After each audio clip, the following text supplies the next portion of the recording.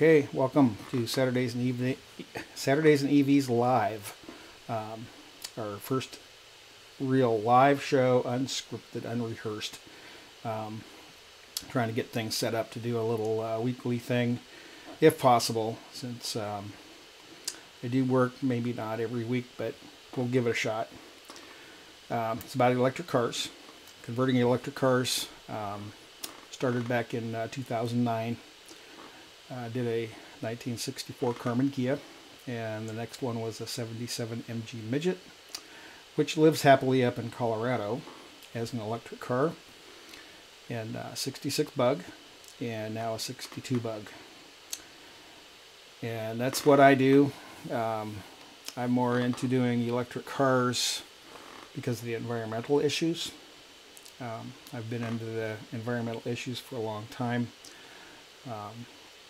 We do power everything here off of solar, so this is all provided via the good old sunshine. Not so much in the wintertime, but more or less. I like doing the electric cars. I want to promote it. I want to keep it going. I've had a lot of fun doing it. I own an electric car. I bought a Nissan Leaf a couple of years ago. 32,000 miles, 33,000 miles on it as of now. I drive it to work and back. There is a pretty good savings in fuel. And just a quick note on that. The car that it replaced was a Kia Sportage SUV. And I did some number crunching. Average cost for to drive it 150,000 miles. If one, it got 20 miles to the gallon. If two, gas stayed at $3 a gallon. That's when I was doing my number crunching. $26,000 just for gasoline alone. Holy. So, anyway. That's my little spiel on that. It's definitely worth it, just because the car costs a lot in the long run. It's going to be cheaper, or nearly the same break even. It depends also on what kind of a car you're going to replace. For some people who don't have the time or can't build a car, I do still advocate you can buy one. That's okay. You don't know it as well, and it is another company's car, and you have warranties, so you don't want to really dig in it too much. Just like any other car, it's quite all right. Building a car is fun. It can be a hobby. It can be an expensive hobby.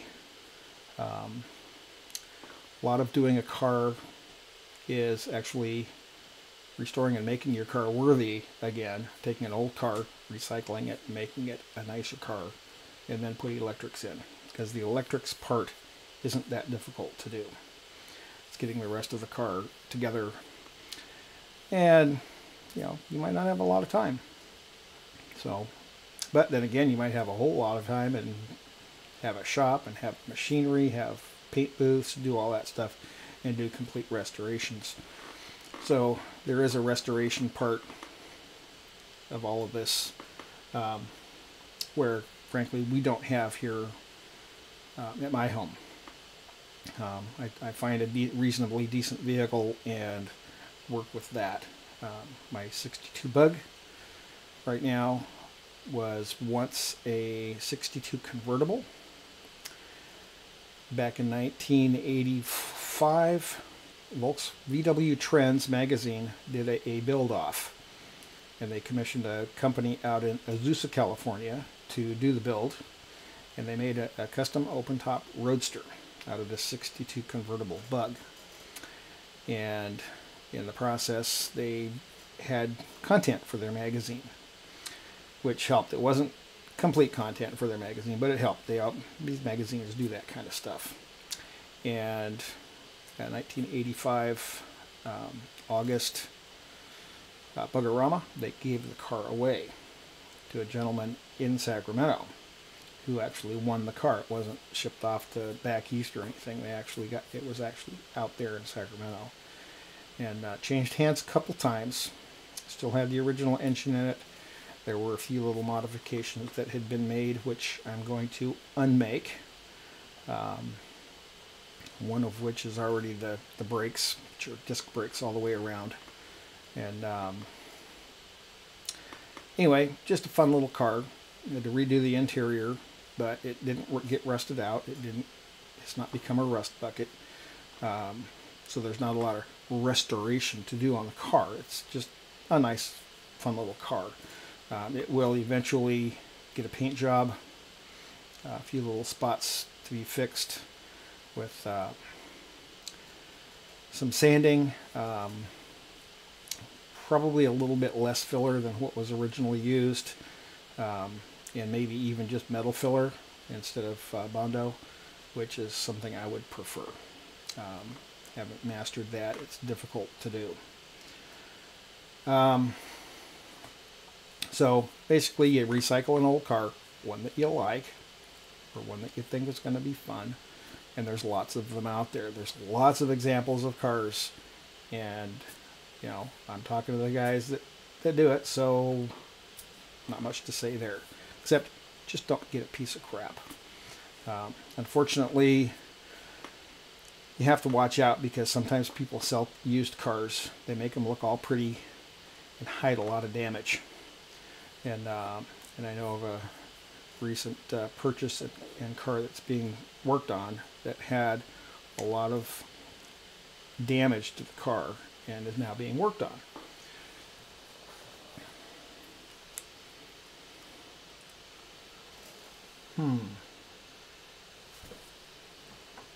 So, excuse me, I'm looking at the computer every once in a while, just make sure everything's working.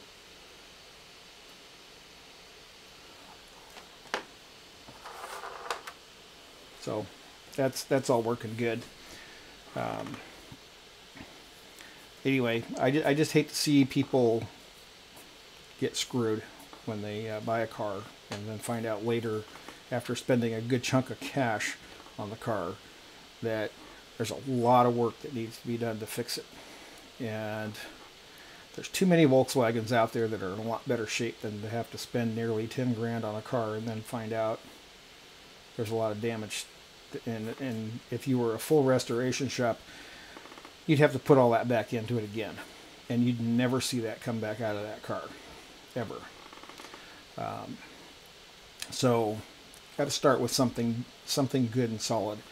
If you don't, and there's rust, cut the rust, weld it, metal fill it, sand it, smooth it, put it back together again.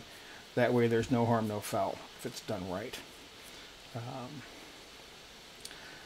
Welding in original panels or aftermarket metal panels is fine, if it's done right.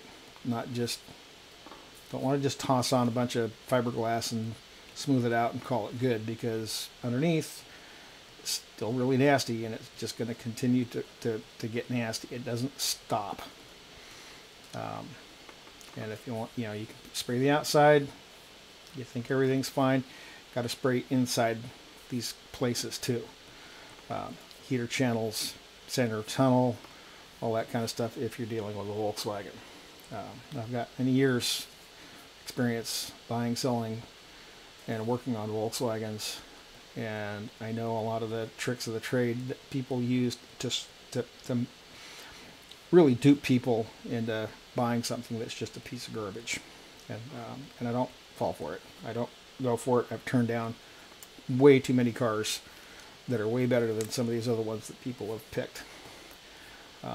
So my thing is, choose a good car that you like. If you're intent on doing a full restoration and you can do it, absolutely go for it. Because that in itself is fun. If you like doing that kind of stuff. And then the electric car part of it will be a fun benefit for afterwards. My thing is I have a controller. It's a Synchromotive controller. I was in a beta test program. 2009. Before, you know, the big daddy at the time was the Zilla controller. None of the other big guys were out, so it was Zilla, Curtis, Alltrack. Kelly was just coming into play. They ended up not being so hot, even though I said for a long time that they were okay. I do have to take that back a bit. Not quite so much. Pretty weak. They're designed for carts and industrial, light industrial equipment. That's what they're for. That's fine. That's their application. Not meant for street cars. Curtis is okay. It's been around for a long time. Synchromotive has proven itself. It has not become a well-known name. It's small. It's lightweight. It's air-cooled. But it is a powerhouse. It's a serious little powerhouse. And to date, no one has been able to make one fail. Can't overheat it. It just works. Well,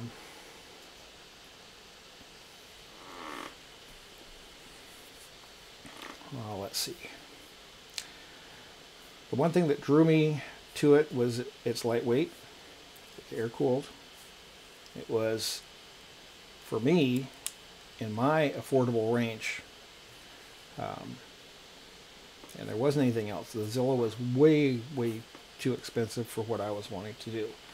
My initial build was, and thinking was, build a car. If I don't like it, I haven't gone into serious debt and spent a lot of money.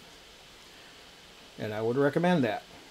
But after working on cars for a few years, I would say don't bother with lead acid batteries. They're a waste of time. They're dangerous. They're way too heavy. And you won't like it, and you'll want to get away from them really fast. You can buy a small pack of lithium batteries that would be reasonably equal to a lead acid battery pack if you're okay with a 30-mile range. You could probably buy one for just a little bit more than what a lead acid battery pack would cost anyway. So in that matter, do a bunch of wheeling and dealing, buy and sell, and make some money to buy those batteries. Don't spend your money if you have to spend it on bills, utilities, things like that. Got to have money to spend. And it also pays to shop around. Not everybody's going to shop at the same place. Not everybody has the money to spend willy-nilly and just, oh, well, it's convenient, let's just buy it here all at once. They're a good source. They're reliable and all that kind of stuff. Yeah. But here's my case.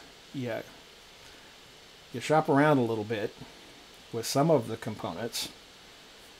You can save enough money by doing that to go buy a few more batteries for that battery pack. Now your battery pack's a little bit more affordable. So it does pay to shop around. I've had some interesting experience with some people who, for some reason, just, it's like, yeah, just buy it. Just cut to the chase and just go jump out there and buy it. But you do have to shop around. You do have to know. You also want to find a reliable person. There's not many out there, so that can be a problem too. That's okay. Shop around. Ask. We're out here to help. And back to my car. 62 Volkswagen Bug. Synchromotive controller. Lightweight, powerhouse, 950 amps. Mine's actually an early version, so we've got it limited to 900 amps. Peak. It's not going to hold 900 amps, just like none of the other ones are going to hold 1,000 amps. But it does really good. Don't have to worry about radiators and pumps and hoses and all that kind of stuff, which a lot of people endorse. If that's what you want to do, that's fine. No, not a problem. I don't see an issue with it. They're good controllers. Water cooling's not that big of a problem on an electric car because you don't have to have a huge giant radiator or any of that kind of stuff. So if you got the room in the car, yep, you can do it. That's okay. I've just chosen the Synchromotive controller for what it is, and at the time that's what was available, and so I jumped into the beta program, and that's what I bought. I like it. I'm sold on it. I'm sure I would be sold on some of the other ones as well, but I don't need to get rid of what I have. So I'm going to keep what I have and use what I have, and it's going to work just fine. It has worked. I have an 11-inch Kostov motor. It's actually an older style, and Rebirth Auto did the adapter plate and made an adjustment to allow me to use the bigger diameter shaft of my motor, and so everything fits and works and just bolts right up to the Volkswagen. And that's what I like. The other nice thing about the controller, which I didn't know right away, but I did find out while I was in the beta program, was that this controller is also a charger. So we don't have to have an external or another charger sitting on board in the car. It can be you can use any DC source that has a voltage less than what your low battery pack voltage would be, and run it through your controller. Actually, it runs through an inductor first, then into your controller, and then into your battery pack. And I've been using here in a test an old arc welder. It's an old stick TIG welder, and it takes 240 from the wall, and it steps it down to like 50, 60 volts, and bumps up that amperage pretty good, and we're 60 amps off the wall. So I'm probably a good 150 amps out of the machine, and I just set my parameters in my controller, plug everything and turn it on, and I can get a DC charge from that power source. Was testing it out, getting a good 45 amps into the battery pack, and for the size of pack, that's a 5.5 kilowatt. That's a 5.5 kilowatt charge, which is not too bad, not considering the source that we're pulling the power from. A year and a half ago, I did the same test, but with a bank of solar batteries, and the batteries can provide a much higher amp current than what this welder can do. And I was able to take 48 volts, and I was able to actually pump in over 75 amps into the battery pack with that controller slash charger. It does work. The people who built it, they built it because they intended to be using it to charge their car from an off-grid bank of batteries. Direct DC, right from a DC bank of batteries into the car and charge it up. They have since figured out the controller will do 192 volts as well. And so they've figured out that at 192 volts, you can take 110 volts off the wall, which is less than what a 192 volt pack would be at discharge, and run it through an inductor and charge your car. And you can take 110 volts and make a dedicated 100 amp circuit, and you can run it through there, and you can get yourself a really good charge and just plug it into any source. You can also leave it that way and take it to any RV park or anything like that and charge from any of the outlets there too. It doesn't have to. You might have a peak of 100 amps that you're going to charge at, or 75 amps or 50 amps or whatever you choose to put in your thing. But if your circuit only has 30 amps, it's only going to pull what it can. It's not going to pull any more. And it's also got a setup to where if you go to an RV park or something and there's only a 30 amp circuit, it can tell if it's got a low amp circuit, and it will limit the amount of power so it doesn't trip a circuit breaker. Be a slower charge, of course. It's not a fast charge at that point.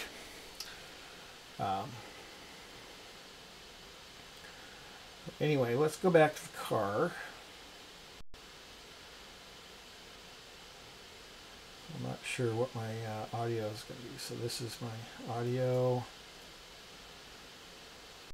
So here's my Synchromotive controller in the car. And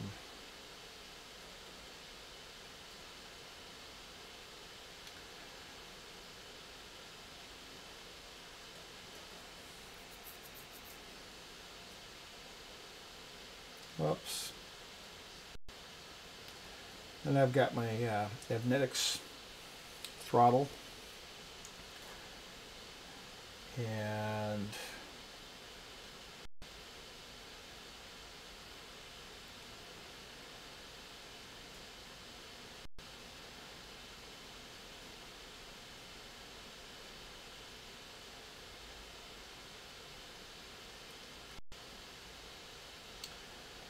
there's my circuit breaker. It's zip tied onto my demonstration board. I used the demonstration board because I took this thing in and out of my car a great many times and wanted to set it up in a way that I'm not going to have to hassle with a lot of things. So I made a demonstration board which is easy to put in, take out.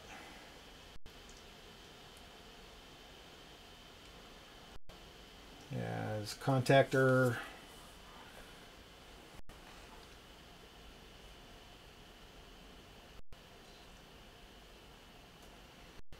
and the other set of contactors, this set of contactors is for charging, and the one on the left is for driving. That's actually connecting the two fields. So this is disconnected when it's charging, the one on the left, and that's done for a reason. So you don't. So if you use the motor as an inductor, you can run your power through and only run it through the field windings and not the armature.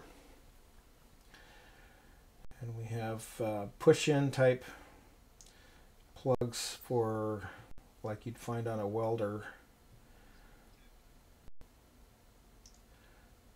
that push into little charge ports that I built.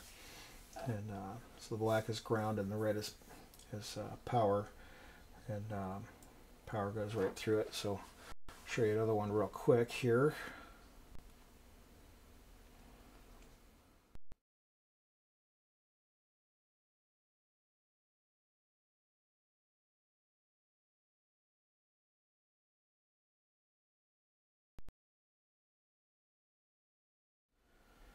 And there's my auxiliary battery. It's 400 amp hour lithium iron phosphate batteries for my 12-volt system. Right now it's out of the car for demonstration purposes because we're not ready yet to mount everything permanently in the car. But I still like to play around a little bit.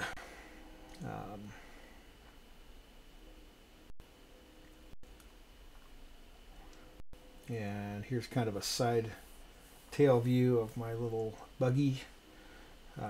Some of the pinstriping.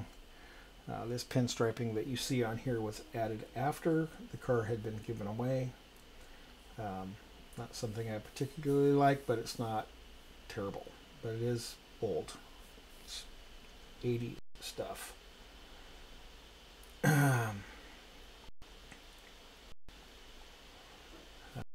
Here's my battery pack I have 34 of the Calb SE batteries, 100 amp hour, and I have a couple that aren't quite balanced, but since I'm not driving it, I'm not worried about it. But pretty much they're all balanced here.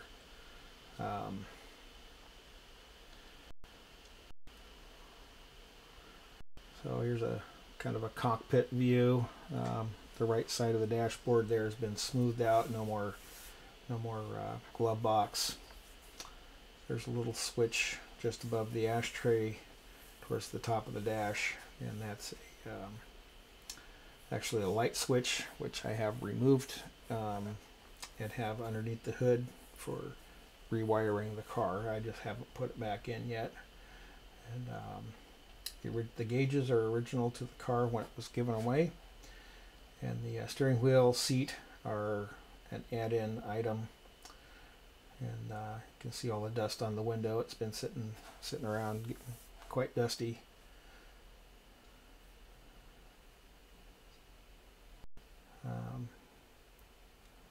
Over on the side of the car, I have a bank of batteries. That bank of batteries is going to be used for charging. Can directly charge off that bank of batteries. I can use, it's a 24 volt system. Each one of those is in parallel, so we've got a pretty good size pack there. They're older marine batteries, but they still work for demonstration purposes. They're not going to be used in full-time solar backup, but we can charge off of those as long as the size of this battery pack is larger than the one I'm charging. The other way we can charge is, believe it or not, you can actually charge directly off solar panels while it's sitting out in the sun, and you can run it in, albeit at a fairly low current rate, but you can actually do that, and the controller will happily boost up the voltage to whatever voltage is necessary. Unfortunately, it kicks that amperage down, so it's really slow charge, but if you have enough panels, it will work directly. The better scenario is to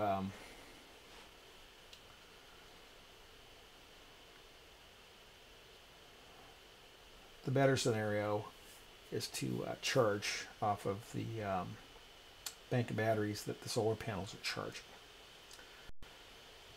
Another thing you can use to charge with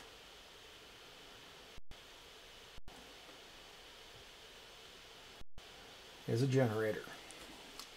Right there is a little DC generator hooked up to a diesel engine, and doesn't put out a lot of voltage. I haven't actually connected it up to the car yet, but we're going to give that a shot. And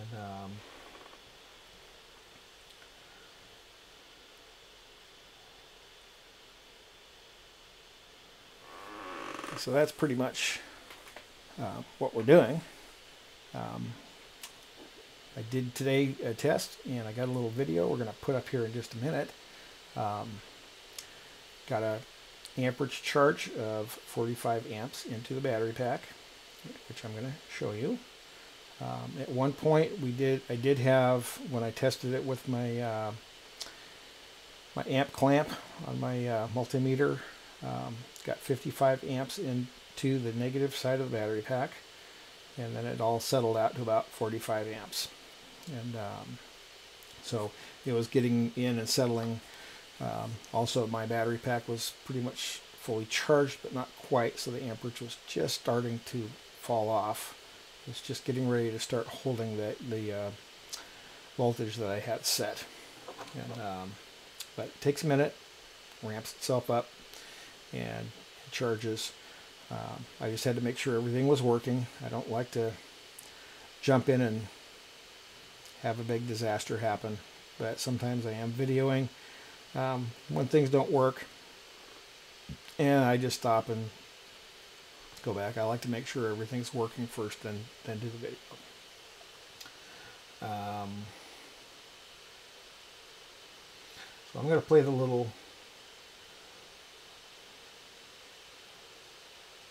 movie here. So we're going to put this up here.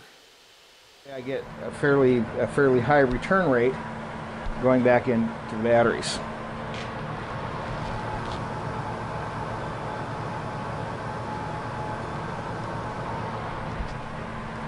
So rather than just take my word for it, I'm going to show you. So I'm going to turn this thing on. So this wire here is my key switch. That way I don't have to keep running up and to the front of the car and turning it on and off. So everything else is turned on.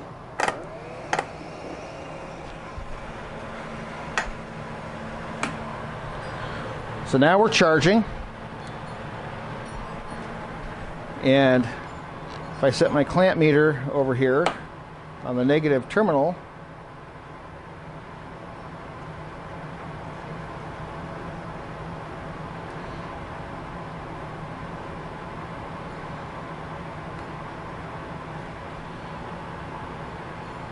we're at 48. So we're getting ready to shut this down because my car is almost full. So okay, so let's say 45 amps. Let me zoom in here on the clamp meter.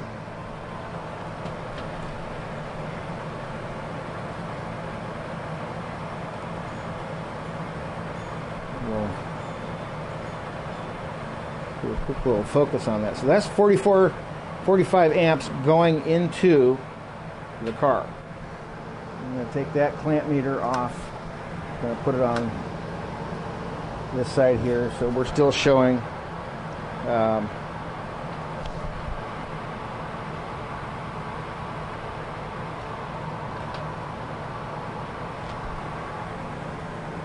the 45 amps. It's not as clear on this one, but it is 45.1, 45.2,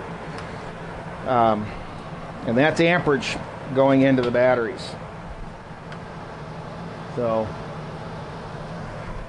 I'm actually quite pleased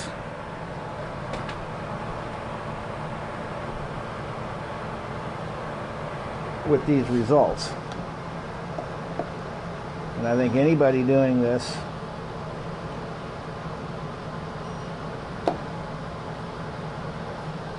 with their car would be pleased as well. That's a reasonably fast charge. It's not like your standard 3 kilowatt charge. This is like a 5.5 kilowatt charge setup, and that's just pulling from a standard welder. On a battery pack, if you happen to have a battery pack, you could do a little bit better and pull off of that battery pack at a higher amperage rate.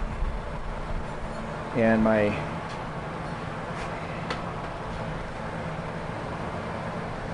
little AC sense transformer.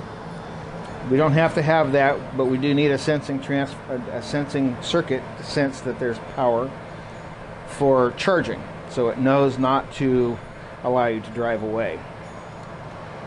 And down underneath, we have a little inductor down underneath. It's way down under here.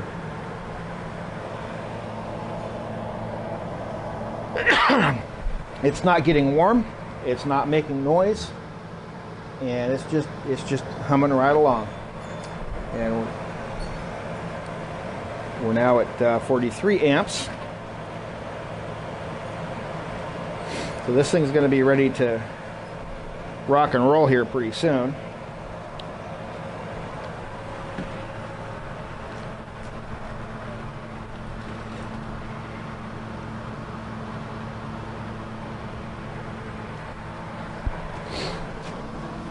I'm just going to step aside here a little bit and let you know that this is a viable way. We do use little plug-ins right here. I'm going to set this up so it's a little bit easier and cleaner. Single plug, just plug it in, rather than a dual plug. I made this up a year and a half ago doing my charging routine like I'm doing here. So if you missed the video, I have one. But I was using my bank of batteries, and I was able to push in a lot higher current with that. But with the new inductors that I have, I think we might even be able to do better than that. And so the guys up at Synchromotive are working on changing the algorithm in this thing so we can crank out a little bit more, and I think we can pull a little bit more out of our wall circuit.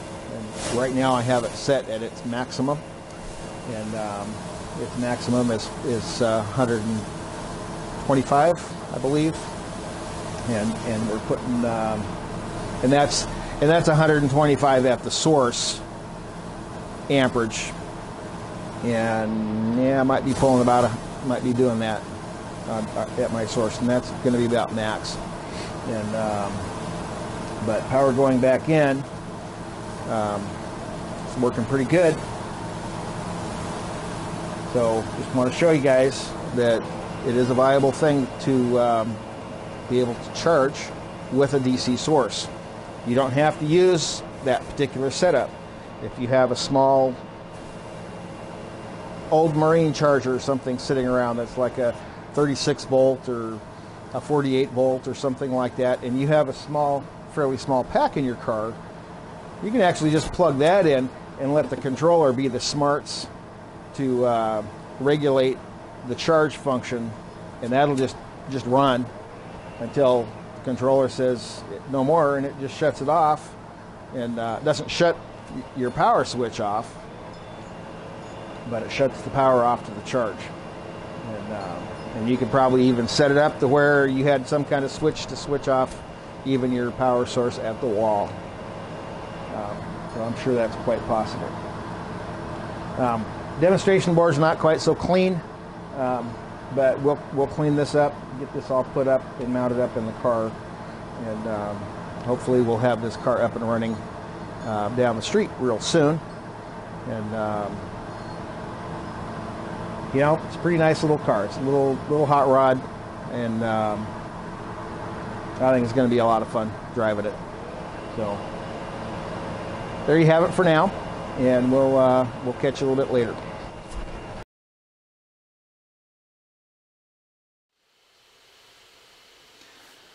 Okay.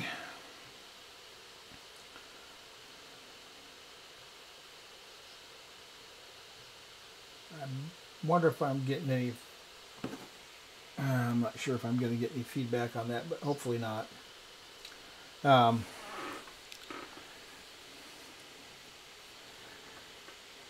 Got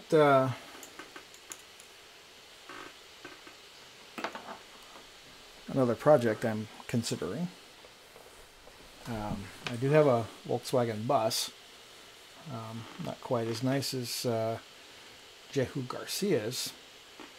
I don't have the facilities to do the work like he's done, but I didn't buy it intending on putting lots of windows in it, but I did buy it to use as an electric vehicle for my business.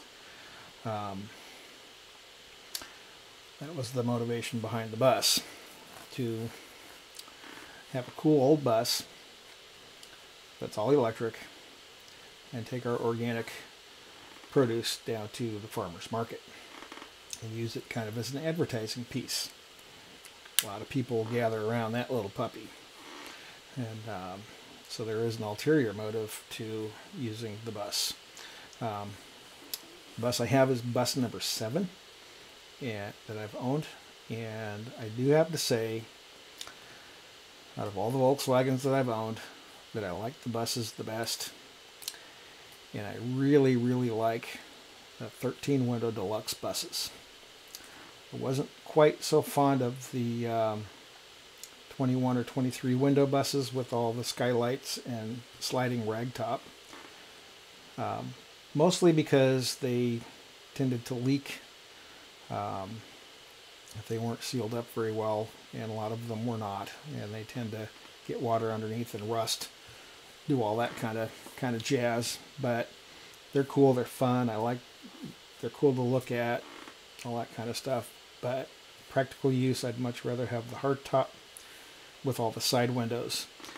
Man, it's nice having the view, and you just turn your head, you can see all the way behind you. Got all those windows. And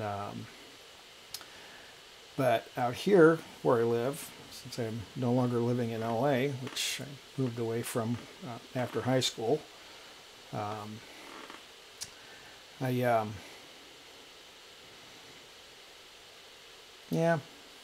don't drive in the wintertime that much with my buses or anything like that, and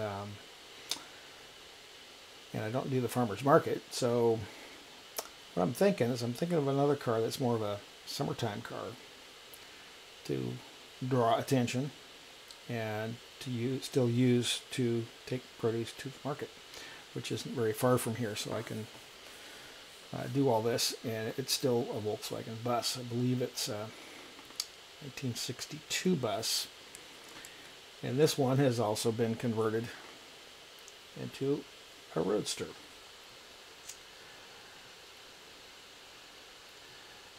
Now let me put this little guy in place here and show you this little guy. So this is the little guy I'm looking at here. It is a fair weather car. It's not designed to drive in the rain. Just like my little red bug, it's not going to be designed to drive in the rain. But shortly here we will have our shop, so I can store it in the shop and keep it out of the weather and keep it dry and do all that stuff. As long as it's not raining, put the warm coat on and you can drive to your heart's content. And I don't mind doing that. It's a neat looking little bus. It's different. It's got a different look because there's no top on the bus.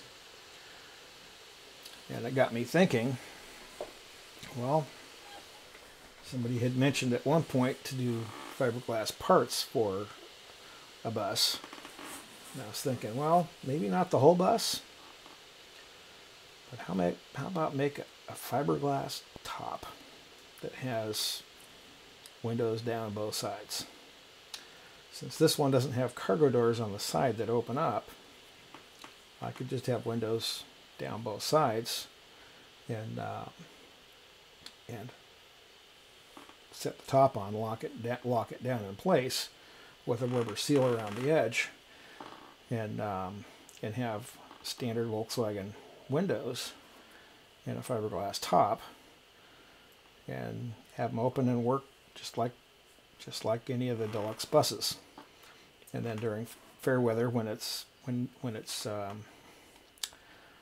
warm outside, we can just lift the top off, put it in storage, and drive it with no top. That might be a start. Might be a start. It was thought. Yeah, so I wanted to. Haven't bought it. Haven't pulled the trigger on this one yet.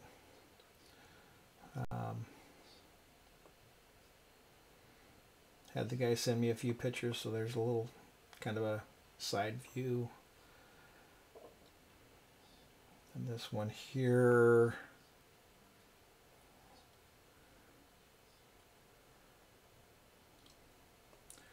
here's the steering wheel, little banjo steering wheel, kind of like what you'd find in the little Porsche Speedsters and things like that.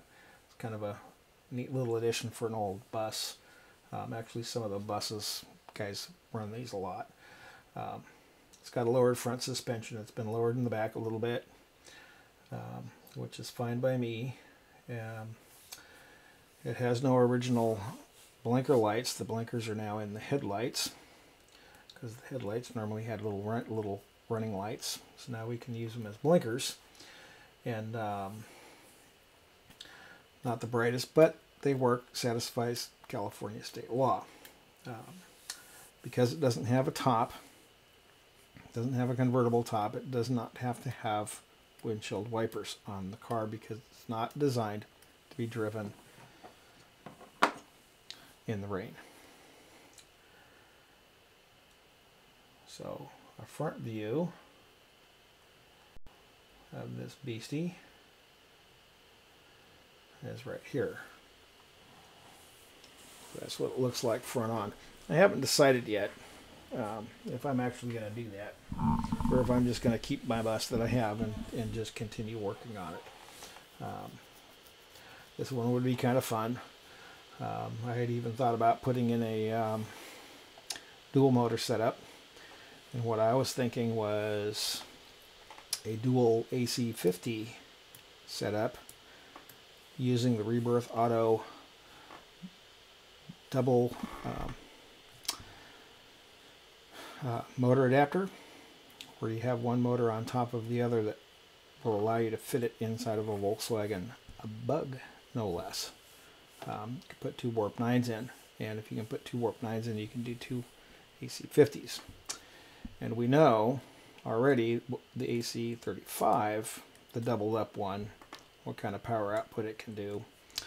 And the I'm quite certain the AC50 can do the same, or save a buck, get 2 of the AC35 motors, put them in a stack, and run it that way too. It's not lengthwise, because it makes it more difficult in a Volkswagen to do that. Cost-wise, it's going to be about the same because the adapter plate's expensive. But it's a viable source. It's a viable way to do it. And you could put a lot of batteries in this thing and have yourself a nice little powerhouse to go run down the track with. Have some fun. And because the whole cargo area is still open and available, you can even put a false floor in and put batteries on the whole entire floor in the bottom and just cover them up, and then have a raised false floor for cargo to haul stuff to market, and would be no problem. So it has some possibilities. Not sure if that's what I'm going to do. Oh, let's see here. Ultra Studio.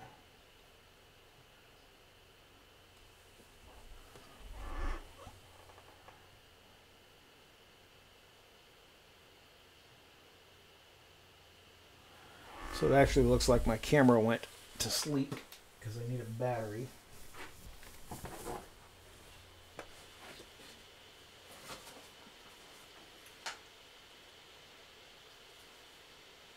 I'm going to replace the battery. That's what I'm doing at the moment.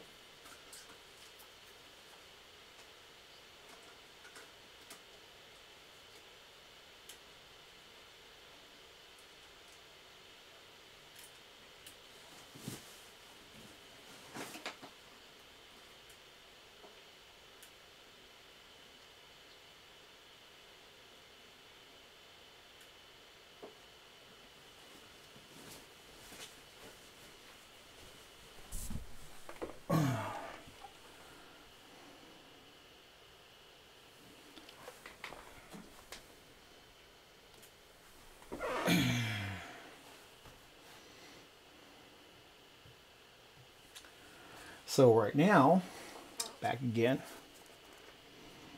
had a dead battery, and been here for a little while, and no one has joined in. No one has bothered to look.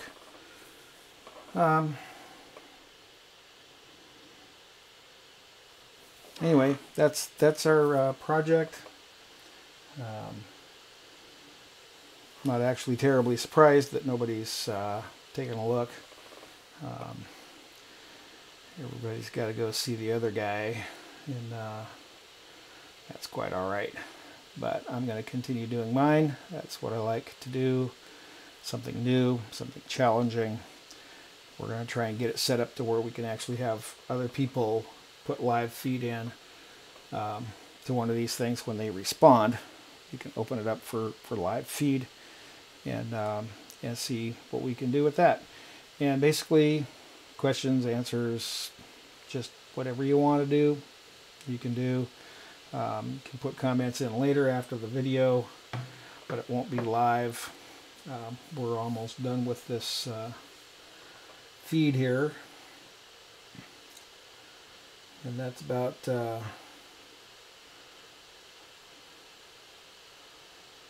all I have.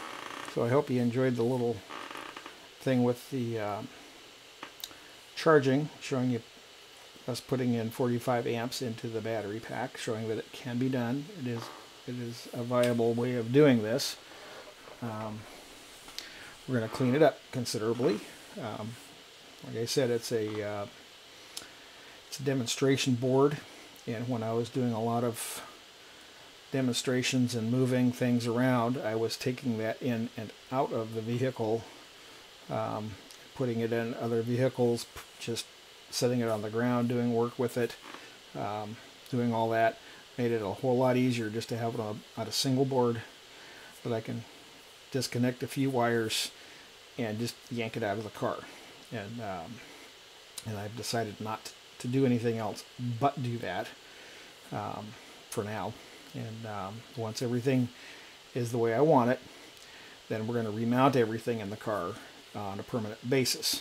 And the motor and the controller will be in the motor compartment. Everything else is going to be on the back side, back where the back suitcase cargo area would have been.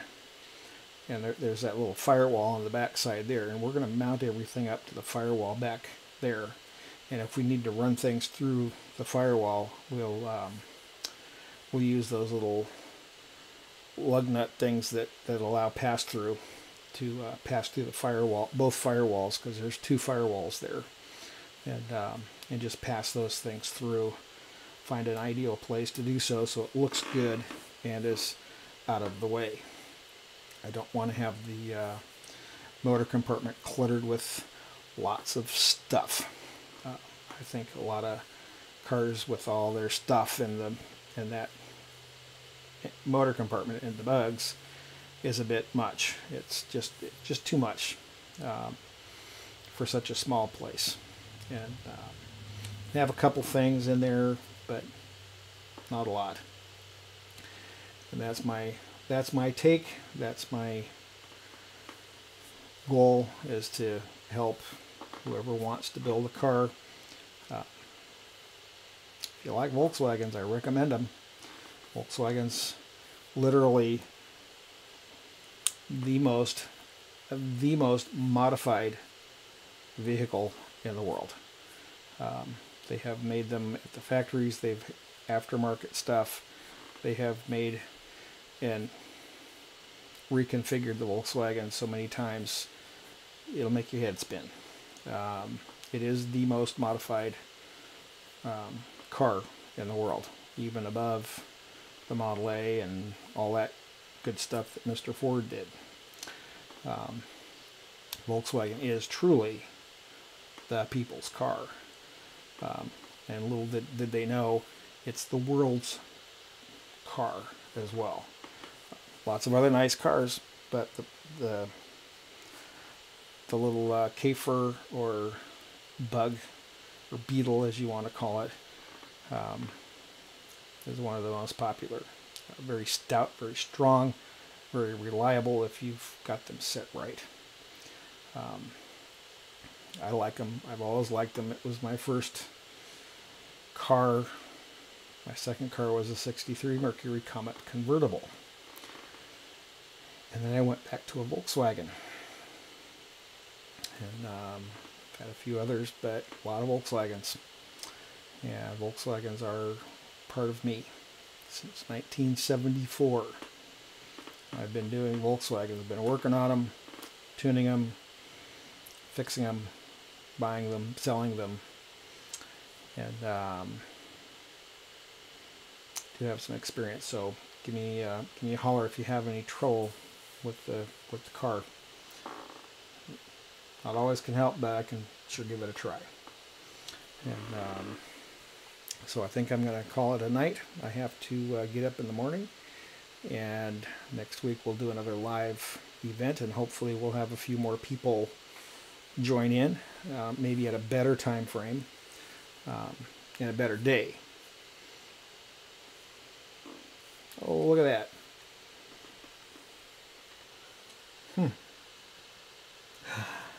Let me fix that.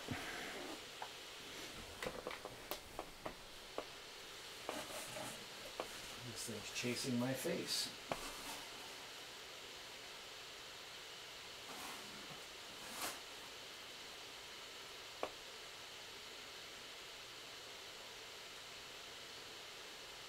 Okay, well, we'll put it in. So it's been going a while, chasing my face, and I didn't realize it. Nice little white box that showed up.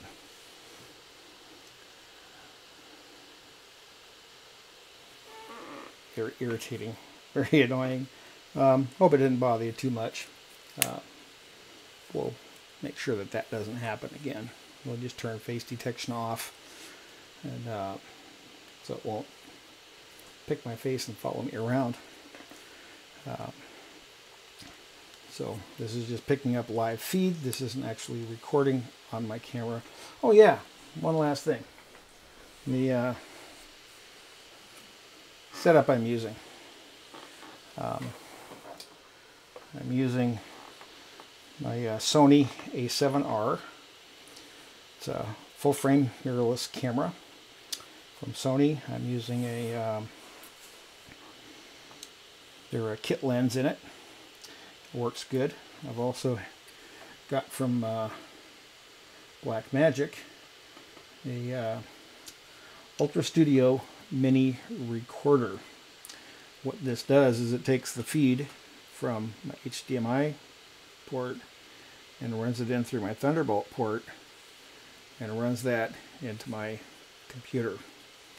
It does get a little bit warm, but it does pass the feed and audio, since my camera will output audio through the HDMI, and runs it into the computer, where the program that I'm running is Wirecast for YouTube, and it will allow Wirecast to recognize the feed, the video feed from this box. It'll recognize it as a viable camcorder or video source, and along with its audio. I can use my external audio, run it in through Wirecast. Everything gets synced up pretty good. If I wanted to, I could use a mono directly off of the camera, which is why you see me wearing a lavalier mic that I'm actually not using at all. And it works, but it's mono, so it's not going to be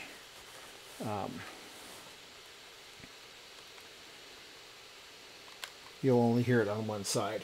So I'd rather have stereo, so I'm going to use my USB studio mic, which is a really nice microphone, and we're just going to do it that way. I also have the ability to use my little camera on my computer right here, and this is the iSight camera, or the FaceTime camera. It's 750p HD from that camera, and so I'm setting everything up for 750p to be sent down the pipe. Even though the feed from my main camera is a higher resolution, it's a really high-res HD, but looks like it's doing a pretty good job. You can see behind me over here the microphone I'm using. Still picking me up even though I'm speaking away from the microphone. Sound bounces off it, picks that up. Does a pretty good job.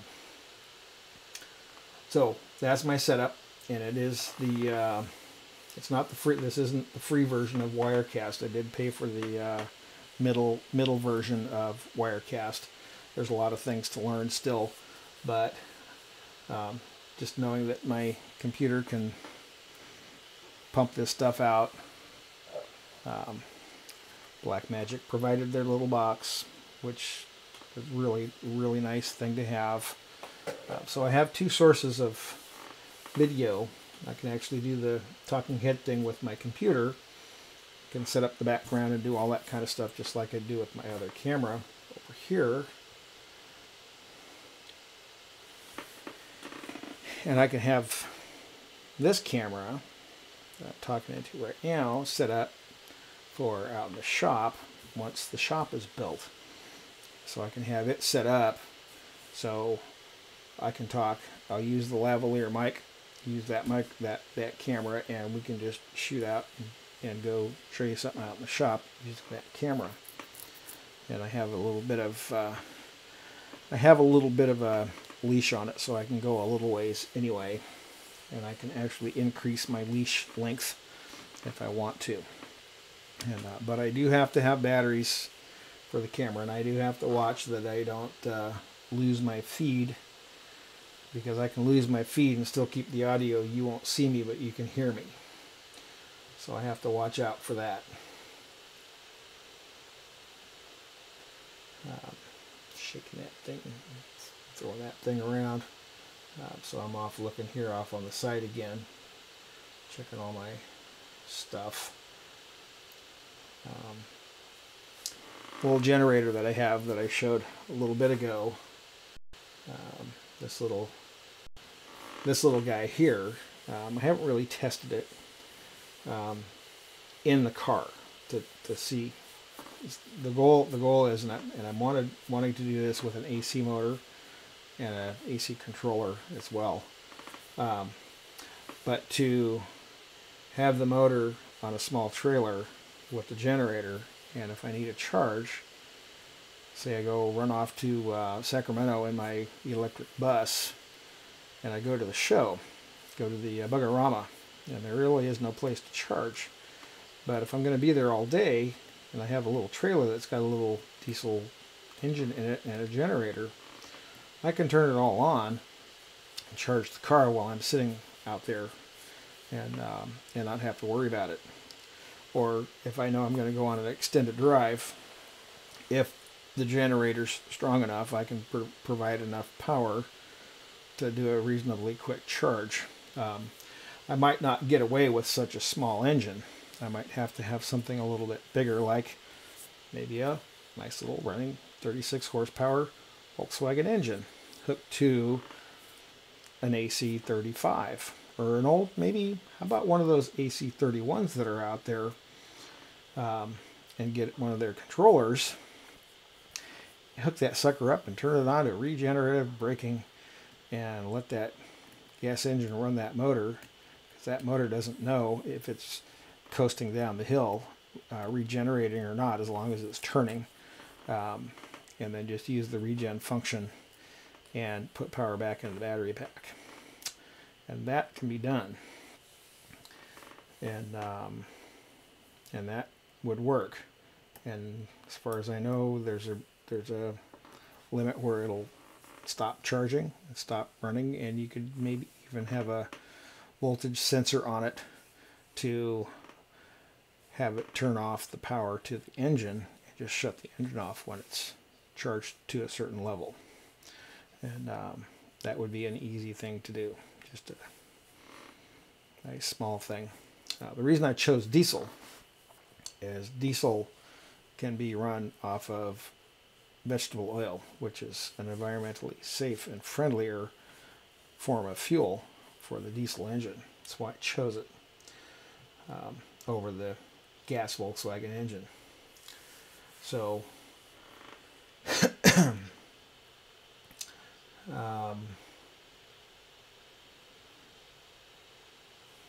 anyway, that's the goal with the generator, because it doesn't have to.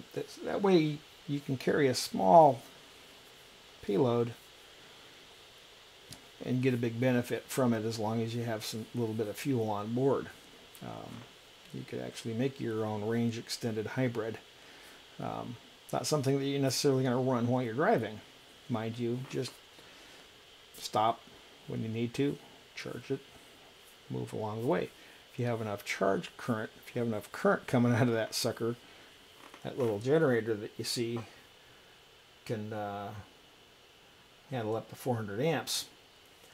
If I can get that little motor to run it and allow it to pull 400 amps under load, well, you know, we might have something there. Just not sure how much that I can get out of that little diesel engine. But even so, if I can get a reasonable charge in 2.5 hours, I'm a happy camper. Not Tesla. It's not Tesla speed, but hey, it's a home-brewed setup that will actually work. And I know that the AC motor with one of the controllers attached to an engine can be run in regenerative braking. And the reason I know it will work is because Jehu Garcia had his little bus towed and charged his car. No different. So use the regenerative function of the controller, charge your car. Once it's charged, shut it off. How simple can you get? There's no complex componentry in that, and you can attach that into a small trailer and you're good to go. Small lightweight trailer which isn't going to impede your car very much. Might lose a few miles of range off your car for the benefit of having power whenever you need it, not have to go hunt for it. So enough of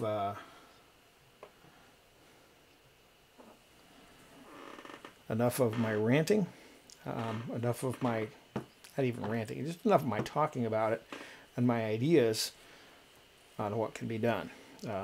I also do like the fact that you can go out and get these little batteries and make packs out of them, but boy, that's a lot of work.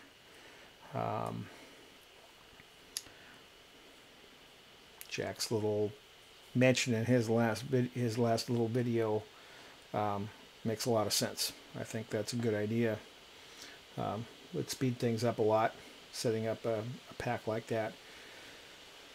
But the benefit of batteries like that and doing something like that is you could build a fairly large bank of batteries for solar backup and for fast charging at home directly.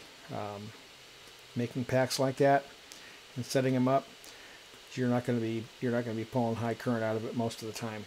And if you have a large enough amp hour setup, low voltage, just huge amount of amp hours, you could actually make a really nice bank of batteries that will allow you to pull high current charged batteries fast, and just add to it as you need it and as you go, and monitor it that way. So not necessarily something to put in a car, but maybe for something to run, let's say, a shop, which is what we're going to do. A shop going to be being built. We're waiting for the last parts to be shipped out here. We're going to have a nice 20 by 30 all metal shop put on the property, and we're going to power it with all solar panels off the grid. So everything's going to be powered with solar. And so we're going to have our bank of batteries and all that kind of stuff out there in the shop, run our little inverters and power our equipment, our lights and all that. So I'll have my little man cave coming soon. We'll show you that in its progress. So I'm going to call it a night. We'll talk to you all later, and hope everything goes well for you this week, and maybe you guys will have some comments after you finally realize that this video is out here to look at. So until then, there is more to come. Talk to you later.